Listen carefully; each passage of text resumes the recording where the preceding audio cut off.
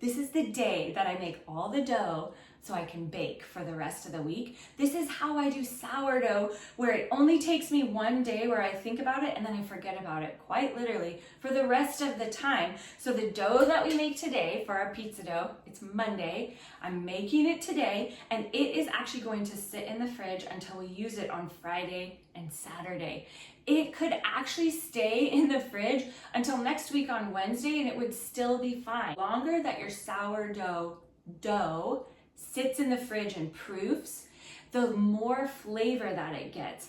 And the cool thing is that it actually has more time for the sourdough to do that magical work of breaking down all of the gluten, which makes it easier for you to digest. So if you have somebody in your life that, this doesn't work if you're celiac, but let's say that they're gluten intolerant or they're very sensitive to gluten, I bet they'll be able to eat your sourdough pizza dough, especially if you allow it to proof in the fridge for several days. So let's dive into how you're going to use your sourdough starter that you fed yesterday. And if sourdough starter is totally confusing you or yours isn't rising, there's some other videos that I did about how to feed your sourdough starter and also just how to understand the concept of starter and discard. Go into the sourdough playlist, you'll find all of that good stuff there. But here is the easiest way for you to know if your sourdough starter is ready to bake with. Now remember, it needs to be active. Do you see it? Oh my, it's so active. It's holding on to the top of the jar. It's so happy. The easiest trick to know, is your sourdough starter ready to bake with? You are going to take a little spoonful of it and drop it into water. If it floats on the top of the water, that means that your sourdough starter is ready for you to bake with. It means it's active and that it's gonna help your dough rise. What if you put it in water and it doesn't float? It's not ready to bake with, is really what it means. And so there's two things you can do. One, if you have not allowed your starter to rise to the point that it has doubled in size, which it should do in 8 to 10 hours. If it's been 8 to 10 hours and it still has not done that, go back and watch my video on how you feed your starter, because it's gonna help you figure out what's going on with yours. Most likely you need to feed it again. It maybe just needs a little bit more food to get it to wake up. But since ours is awake and ready, it's time to get our dough going. And here is what I do on Mondays. Monday morning, I feed my starter, and then by the time we get to Monday evening when I'm making dinner, I'm doing this process of making a couple batches of different kinds of sourdough dough while I'm making dinner. So I'm already in the kitchen, already making a mess, and I just kind of add this in, like I'll be making soup or something's like roasting in the oven, and then I'm making this dough while that is happening, or I do it after dinner. But that's basically the system that I do, that I feed it in the morning on Monday, I make the dough on Monday evening, and I don't just make one batch of pizza dough, I actually have another bowl of bread dough going as well. And because all of this dough is gonna go straight into the fridge, I'm not gonna use it all today. I'm not gonna bake any bread actually today. All I'm doing is making the dough. I'm making more than just one batch to make one loaf or one pizza. I'm actually making enough to make 4 pizzas, and this bowl back here has enough that we can make 2 loaves of bread. And remember, this dough is going to stay happy in the fridge for the next 10 days. So really, I only do sourdough baking maybe every other week. That is how awesome it is when you get your own system to be able to do your own batches of dough. You don't have to be slaving away in the kitchen. So let's dive in to how to make the pizza dough, the measurements. I'm gonna bring you over here so you can look in the bowl. Bonus, I'm actually gonna show you how to use your stand mixer to make your sourdough. You don't have to do the stretch and fold with your hand. You can make it all in your big mixer bowl. I'm gonna show you how. First thing that you're going to need in order to do sourdough is you really need to have a food scale. And I put a link to this down in the description below, along with all the measurements we're doing. And almost all sourdough recipes are going to be written in grams. And so when you turn your scale on, you just want to make sure that you click through the different units of measurement until it says a G for grams. The other thing is that I put my bowl on here before I turned the scale on, but let's say you didn't. You put it on there and it's measuring some weight. Just hit the tare button and that zeroes out your scale, which allows you to start fresh and you're not having to add any numbers together, which is great. All you have to do is think about the one thing you're putting in. So in order to make our pizza dough, I need 360 grams of starter. So I'm just gonna pour it in, and typically it takes this entire jar to get to 360 grams, which is why if you go back and watch our video on how to do your starter, it's why I make so much starter, because I know that I'm gonna use almost the entire jar. So for my pizza dough recipe, I use one whole jar if I'm making just 2 loaves of our bread. And so that's why I do such a big amount of sourdough starter. If you are in a smaller family and you're thinking, there is no way we would eat that much, you don't have to make this whole batch. You can split up the measurements and only do 2 pizza dough, 2 pizzas worth of dough, or 1 loaf of bread. But you'll see that there is still sourdough starter in my jar. And we'll talk about that in a minute. We're not gonna throw that out because that can get used. We're gonna put it back into the fridge and it's gonna get used for all sorts of goodness in the days to come. So my scale is all zeroed out now. I tare my scale, and now I'm putting in 500 grams of pure water. And we are on an aquifer, so we use our water just straight from our tap because it's very clean. But if you're in the city or you feel like your water has a lot of like chlorine or other flavor to it, you can just get some bottles of water from the store to use when you're making this so that it doesn't take on any of that flavor. It's okay if you're over by just a couple grams. Don't worry about that.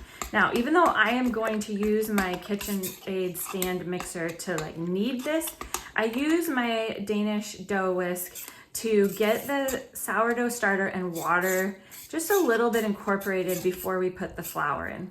Now, here's the thing that you need to know about getting your dough ready is you want to get the starter, water, and flour incorporated together before you add the salt. The salt is not gonna go in until our bread is actually fairly mixed up. And I'll tell you about that in 1 minute. So let's tear out our scale. We're gonna zero it out, and now we need 1,000 grams of flour. And we like to use the organic, unbleached flour.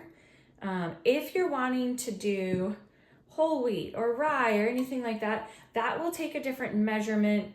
And I would say do a little research online to see how you want to adjust that. But it really truly is that you're probably just going to need a little bit less flour and maybe a little bit more water. But I use this unbleached organic flour, and so these are the measurements that work best for that type of flour. Now we're gonna take this over to our mixer and let the dough hook do the work. I'm gonna let the mixer do all of the work of trying to get the flour and water incorporated, plus it's gonna do the work for this stretch and fold as well when we get to that stage. This is a dough hook.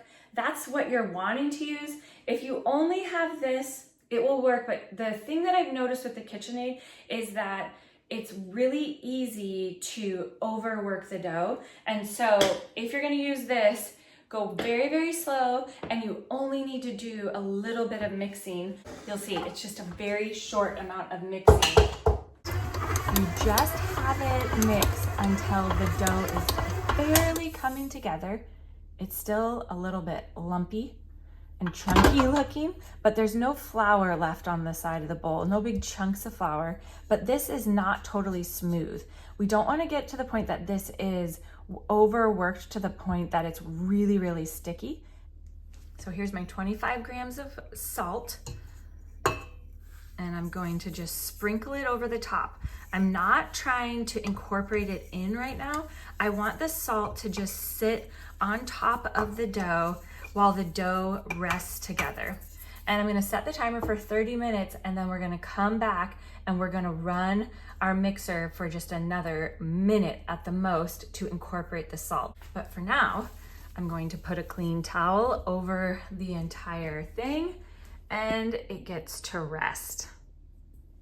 And this is the cool thing about doing all of your batching of baking in one day, is that it really doesn't take very much more time to do 2 different kinds of dough because everything's already out. But now, look at this. We have extra sourdough starter. Don't throw this out. Put it all together. And I think my jar in the fridge is actually pretty full. Otherwise, I would just add it to that. You can add sourdough, like extra starter from this batch to what's in the fridge, and just keep adding to it whenever you have a little bit left over.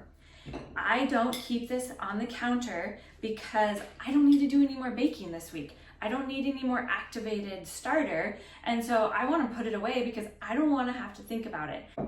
So I'm going to clean up this mess, and in about 30 minutes we're going to come back and we're going to mix that salt into our dough. It's been 30 minutes and now this is what they call the autolyse stage. So if you've seen that in a recipe, this is what we just did.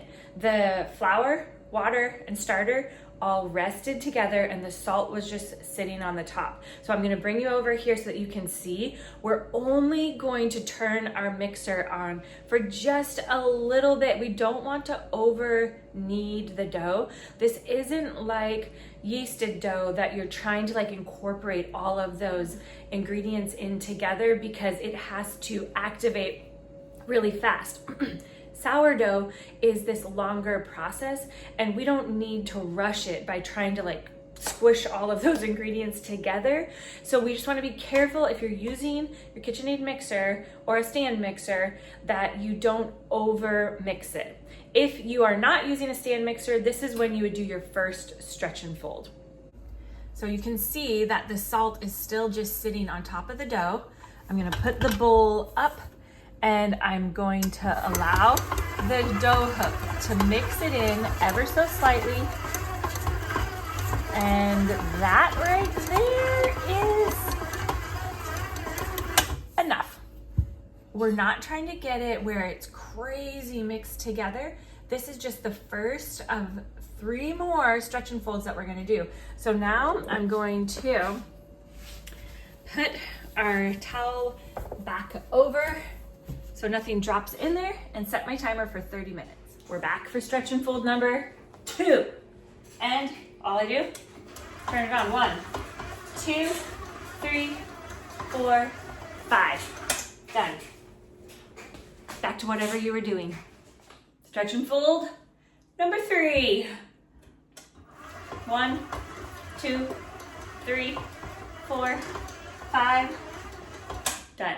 Okay, the reason I count to 5 is because if you were doing it in a bowl where you were going like this around the bowl, you would go and you'd probably stretch it about 5 times. And that's why I just count to 5, because otherwise I have a tendency to turn this on, walk away, and then it's going for way too long. Whoops. And I want you to see what it's looking like in there. Look at how it's coming together more. There's not very much remains of flour and such on the side of the bowl. It's still just a little bit tacky. When we go to get it out, I'll show you the trick so that it doesn't stick to your hands. We're on to the very last stretch and fold. I'm gonna do it for 5, 2, 3, 4, 5. She's done, and now it's time for us to take the dough out of the mixer. And sometimes it's hard to get the dough hook off there. Here she is. Now we're gonna put the dough into our container. This is where the pizza dough is going to stay until we take it out to use it on Friday or Saturday. Okay, look at that. The dough hook comes out so easy. This is the cool thing. If you overwork your dough, it will be very sticky. You want it to be like this, where yes, it will stick to my hands a little bit, but for the most part, it's just doing its thing. We don't put anything else in the container, no oil, no flour. Remember, we don't want to use any extra flour. Once you do that initial autolyse where the mixture is resting with the salt on top, we don't want to add any more flour after that, because that flour has not had a chance to be worked through with the sourdough. So now this bin is going to go into our fridge, and it's going to wait until we're ready to make pizza on Friday or Saturday, and you betcha I will bring you with me when we're making pizza, and I'll show you exactly how we do it. It is, again, a very easy process, and the dough does most of the work. So we look forward to doing more sourdough fun with you. Leave a comment below if you have questions. We love your questions. It helps me to know when we head into the kitchen or into a project what you're trying to figure out, because we want to show you what we've figured out, because that's the beauty of doing life together. We get to share all the fun that we've learned.